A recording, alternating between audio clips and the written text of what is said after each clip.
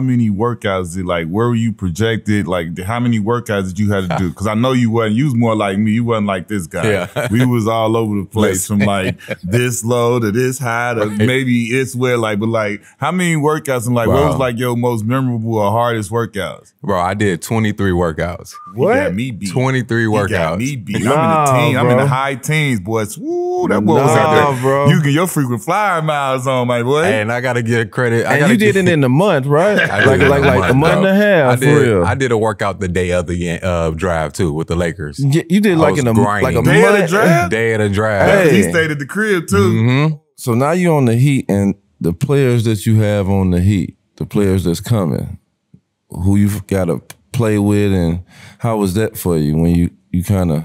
Man, it was cool because, you know, when I get drafted, it's a young team. It's D-Wade, it's C. Butler, it's Lamar, Eddie, you know, so they thinking young. They looking at me like this dude's going to be next to D-Wade for the years to come and things like that. So that's what the chatter was all about.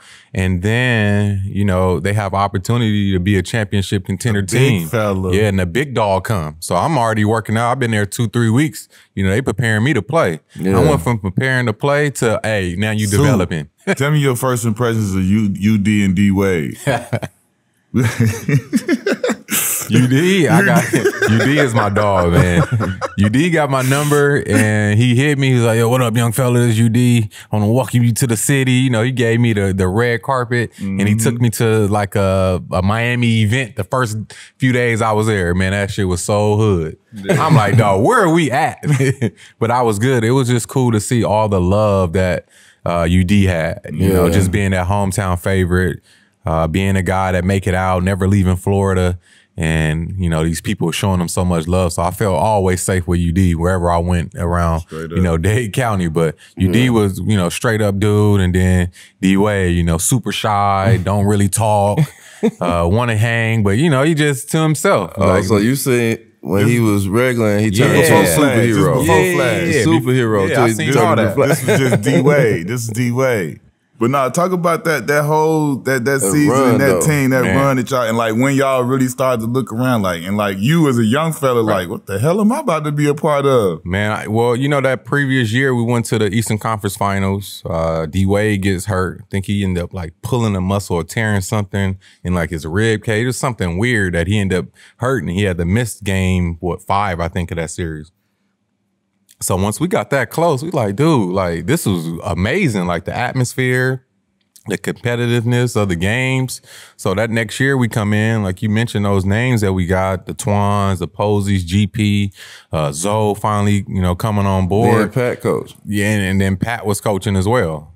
Yeah. So just that whole run, man, the whole year, we really didn't know we was a championship team, but we kept getting better, I really think the turning point was that Chicago game that D-Wade and GP got into it. I think that brought us together because that showed a lot of character for those two dudes. One great Hall of Fame player and a young up-and-coming player just going at it the whole way to the bench. And, you know, they kind of squashed it in the huddle, and I think that's when we became a team. Why did they get into it?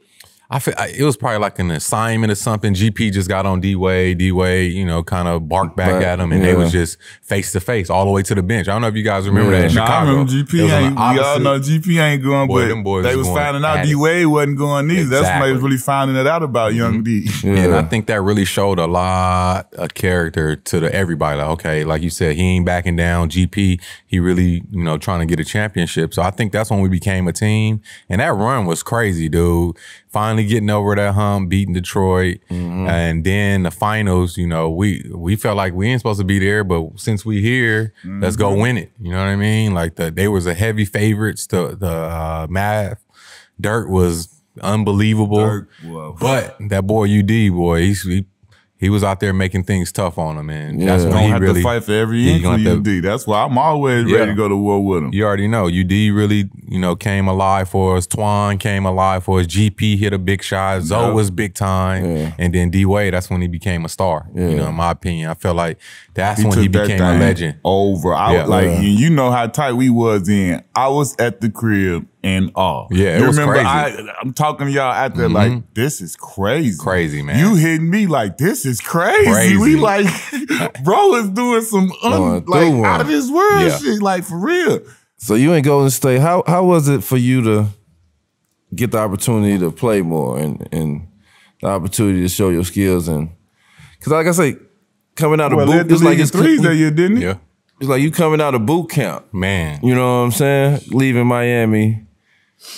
And now you getting the opportunity to play. It was amazing, man. Like I mentioned a little earlier, Keith Smart always made sure he let me know, this ain't Miami no more. Yeah. We need you to go out there. Letting that bitch fly. Let it go. Yeah. You letting that thing fly. Man, and then just the confidence my teammates have. Monte, David Lee to end up getting traded there. Steph Curry, you know, so I'm getting there early. You know, I'm there. First, my kid is in school, so I'm already there. Nobody there, too. You know, I'm just used to being in Miami, getting there early, thinking it's about to be gym full of guys. Ain't nobody there. I'm in there just getting my own work in. But man, once they got there and they seen my shot making abilities, Monte, Steph, D. Lee was like, bro, if you make that shot, we looking for you every single time. So them transition threes, just me camped out in the corner, they gave me more confidence than I already had because, you know, they was like, bro, we rolling. The style of play. The style of play was great. He was letting it fly. He hit me for like 6 threes one game. Oh, yeah. I was pissed, but it was all right, you know. We ended up breaking a record that game. I don't know if you remember Your team, that. y'all hit both teams. It was the most threes ever in the game. Like we went crazy. We ended up going to overtime because I know I was first in the lead in makes. And then Jay Rich was behind me, and I was watching Jay Rich every game. Like, man, did he get how many hit today? How many hit today? But man, it was just amazing feeling to just go out there and be able to spread my wings, play through mistakes, and just have fun. I had a lot of fun in Golden State. Was Steph? Well, he was a rookie when you got there. Or was he a second year? Second year. Yep, Talk about watching Steph, and then Clay came in as a rookie while you were there. Talk about watching those two come through the door and just watching, you know what I'm saying, practice, them two boys shoot as young fellas. Yeah, it was just amazing to see Steph, just how humble he was, because he was on his way to stardom. Really didn't see it just because of the injury, so it was a lot of up and downs throughout the season, but behind closed doors, his work ethic. The time he put in on the game, the time he put in on his body to get stronger. You know, always had a positive attitude because that year before, he had a solid year. His rookie year, he had a solid year. I think he finished it with a couple of triple doubles at the end. And then you trade for All-Star and David Lee, and then you bring in me. And now he kind of like, you know, getting pushed down the ladder a little bit, but he always was like, yo, whatever I got to do. So making open shots, you know, he still got in his bag and did his thing, but we were taking a lot of shots as well. And he was okay with that, but he continued to put the work in every single day. He was always positive. I don't never remember Steph even getting frustrated, only if, you know, if he probably wasn't playing well or something like that. And then they wasn't playing him in the fourth quarter or sometimes. So he'd get mad at that for sure. But Steph was, man, stand-up guy. Then when Clay came in, Clay was hilarious. Clay never got there early, ever. Clay, if practice at 10, Clay showing up at 9:45, 9:50. He chilling, looked like he just woke up. And he'd walk to his locker, don't say nothing to nobody. I'm like, damn, Clay, what's up, bro? Oh, hey, what's up, bro? And that was it. But now, D-Wright gonna make you speak. Oh, yeah. Damn, you know, I'm coming from Miami. You can't walk through that locker room without saying nothing. You know, you got all the OGs. Damn, did I wake up with you this morning? Did I wake up with you this morning? Speak then. You know what I'm saying? Did I wake up with you this morning? Why you ain't speaking? So I used to be on Clay all the time. Like, damn, what up, Clay? Oh, hey, what's up? But he used to make me and B. Rush look silly. We get to them shooting drills. You know, I'm the vet. I'm going first. We shooting for a minute. I'm making 20. B. Rush making 20. 21, Clay 30. Like, dang. So just the work ethic he put in the game, and you know, they shooting was off the charts, man. It was crazy to just see a guy come out of college be able to shoot the ball so well, man. It was amazing. Effortless.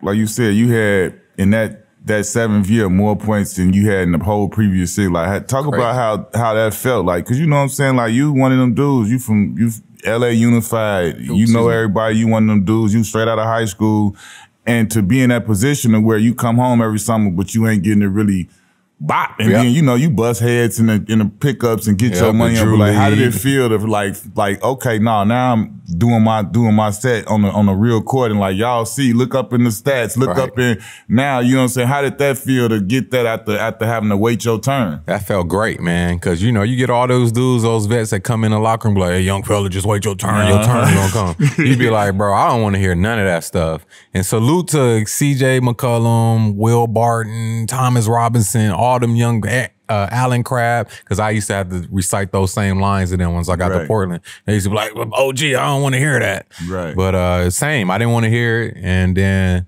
once I finally got my opportunity to really spread my wings, it was a great feeling. Because like I mentioned, that hard work, it finally was paying off. All those family members that call you, oh, when you get the ball, why you just standing in the corner? Why when you do this? I'm like, bro, because that's the play. Everything, that's the play, bro. Why you just standing in the corner? When you get it, you should go get the ball and go do something. Play. It's like, bro, that's the one I used to get like, wait, I don't like when you just got to stand there. You go get the ball and do something. You understand? Listen, you just can't shoot the ball anytime you want to out here, bro. You can't. It don't go like that. It goes Shaq, D-Wade, all y'all over there get the scraps. The rest of y'all figure it out. We hope one of y'all have a great game to help them out.